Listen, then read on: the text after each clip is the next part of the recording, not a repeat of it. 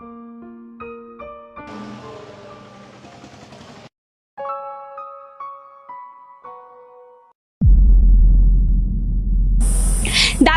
দাদা,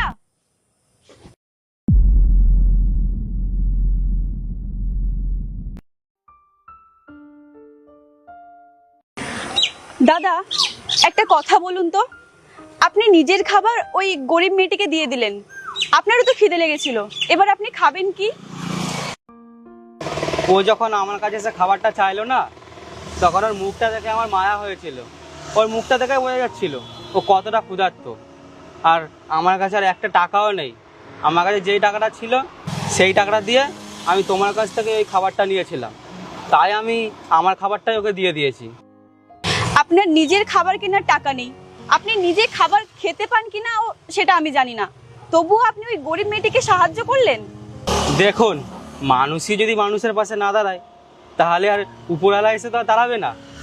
দেখুন না, দেখুন কত খুশি হয়ে খাচ্ছে, দেখুন। দাদা, একটা কাজ করছি, আমি আপনার জন্য খাবার নিয়ে আসছি, আমি আপনাকে খালি পেটে যেতে দেব না। আরে না না দিদি, আমার কাছে আর টাকা নেই। আমার কাছে ওই লাস্ট 40 টাকাই ছিল, ওটা আমি তোমাকে দিয়ে ওই খাবারটা এনেছিলাম। আমারও খুব খিদে পেয়েছে, সকাল থেকে আমি কিচ্ছু খাইনি, আমার কাছে আর টাকা নেই।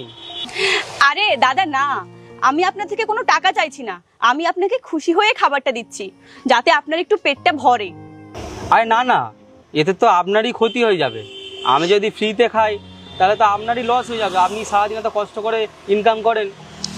আরে দাদা, আপনি এসব কিছু ভাববেন না, এতে আমার কিছু ক্ষতি হবে না, বরং পুণ্যই হবে। আপনি এখানেই দাঁড়ান, আমি আপনার জন্য খাবার নিয়ে আসছি।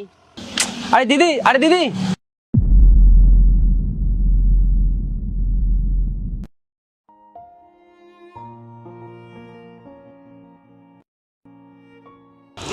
এই নিন দাদা।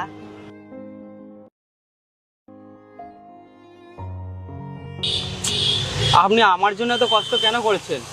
সত্যি আমার কাছে 1 টাকা নেই, আর আমি চাই না আমার জন্য আপনার ক্ষতি হোক। আরে আমি তো বললাম আমার কোনো টাকা লাগবে না, আপনি খেয়ে নিন, আর আজ থেকে যখন ইচ্ছে হবে আপনি আমার কাছে এসেই খাবেন, কারণ আমি আপনার বোন।